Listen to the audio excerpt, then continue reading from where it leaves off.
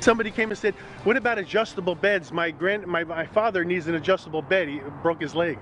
I said, you mean like a hospital bed? Yeah, I've got those too, but I'm non-essential. There's no reason for a place like Dick's Sporting Goods to be wide open. The famed furniture store owner in Northwest Fresno, Crazy Bernie, fined $6,000 for selling his furniture online and then offering curbside pickup. Was it right for the city to fine him? All right, of course, we want to get to our panel on Crazy Bernie. Of course, this has been a hot topic throughout the week. We welcome back Gary Bredefeld and Andrew Jans. All right, guys, and Gary, I'll start with you. You had that press conference earlier this week, and Crazy Bernie was there to support your press conference. And then the very next day, he ends up with a $5,000 fine. He has a total of $6,000 in fines for selling furniture online and then doing curbside pickup when his business was deemed non-essential. So is this coincidence that he got this fine after your press conference, or was that already in the works? No, if you look at all the fines that are going on, they're going on all over the city. And that's because the city council has mandated code enforcement go in and fine people. Crazy Bernie is one of hundreds that have been fined. Unfortunately, it's the wrong thing to be doing. I don't think it had anything to do with being at my press conference, but what he expressed and what you just expressed is the complete arbitrariness of this whole thing. He's selling things online, and government is telling him you can't even sell things online. Yet Amazon is delivering things all the time, and there are other businesses that they've allowed that have curbside, including picking up food, but he can't sell furniture. It's arbitrary, it's capricious, and that's why, Andrew, it's against the Constitution.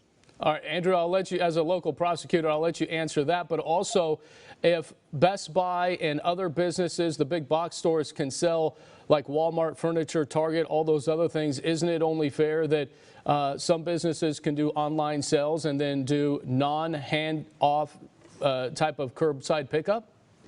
You know, ironically, I think that from what I've heard, Crazy Bernie was turned in by other small business owners who were following the rules that were set out by the city. So he was trying to take advantage of a situation when some of his competitors were out of business and trying to go around the rules to benefit himself. So I think that's problematic. I think that the mayor is doing a good job in terms of creating a new system where some of these non-essential businesses can be phased in. We'll be seeing that come online within the next couple of weeks. But it's important to remember what we're trying to do here is to limit the one-on-one contact between people for non-essential activities. I mean, obviously, people have to be able to pick up food. Picking up furniture is not essential at this point in time. And yes, the Constitution of the U.S. Supreme Court have consistently said that governments, especially local governments, have the authority to do certain things in times of crisis like we are facing now, to even if they limit some of our freedoms and some of our liberties. Gary, we have laws that do this all the time. Gary, I want to ask you this. The fines that are being doled out, how many are there? We've heard that there's been close to $30,000 worth of fines that the city has levied.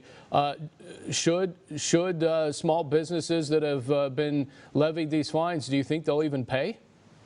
Oh, I think they'll pay, but again, it's wrong. And as Andrew alluded to, you have people who are encouraged to tell about other people operating business. We had mayor in L.A. and mayor in New York say, snitch on people. This is good. I mean, is this America? This is where we want to be, where we're snitching on our neighbors, where we're watching our neighbors' businesses, lives, and livelihoods being destroyed. We just had 30 million people file unemployment claims. That's million, 30 million. 20% unemployment in this country, 10 million when it was the 2008 Great Recession.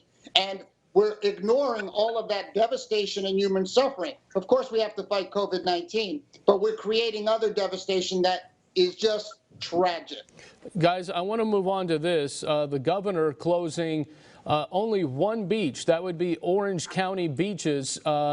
And I should say one county he shut down, which is Orange County. Now, he left all the other counties alone in Southern California, including San Luis Obispo, where many Central Valley residents head to.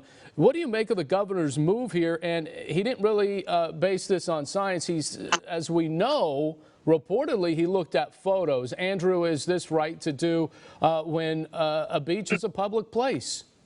You know, if he's going to shut down one beach, he should shut them all down. We have to make sure that we allow science and data to drive us in how we're handling this situation. And I want to go back to Gary's last point. I mean, we are thinking about our economy. we're thinking not about what's going to happen in the next few weeks. We have to think long term. We don't want to be back where we're at right now in 3 months doing another shutdown. Let's snuff this out right here, right now. We've sacrificed so much in the last couple of months. We can't throw it all away right now by opening everything up right now. And so if I were the governor, I would have shut down all of the beaches. Yeah, spoken by somebody who gets a government check and doesn't have to worry about it. As far as the beaches go, Orange County, this is basically King Newsom, King the dictator, the authoritarian, is going to punish people in Orange County. We're talking about the difference between thousands of people dying or hundreds of people dying. And I think lives are more important than let me intervene. Guys, let me intervene real quick. Gary, I want to ask you just a quick question. If you want to reopen and people go back to being what it was with masks and social distancing, but one person does come down with COVID and says, because of you, my loved one died because of COVID, how would you handle that? Well, it's not going to be because of opening up. The fact is, life is a risk. And we have had, if you look at data and base it solely on data, which is what I've said, you've had 7 deaths for 1 million people. New York's got 8 million people and 27,000 deaths. 8 times, and they got 27,000 deaths. This is absurd. There's 7 people, tragic as it is, but we're destroying hundreds of thousands of people and their lives and their livelihoods. Data should dictate this, which means non-essential businesses should be open, and they should have been open weeks ago.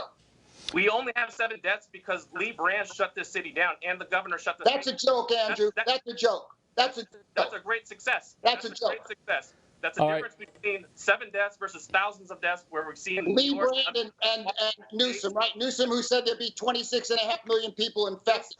That's a lot. Guys, we got to cut it there. Hey, listen, we're going to do round 3. I mean, these fireworks are getting even better. So, hey, we're going to do round 3. We're going to talk about schools possibly reopening and also some other things down the line. Guys, hang tight.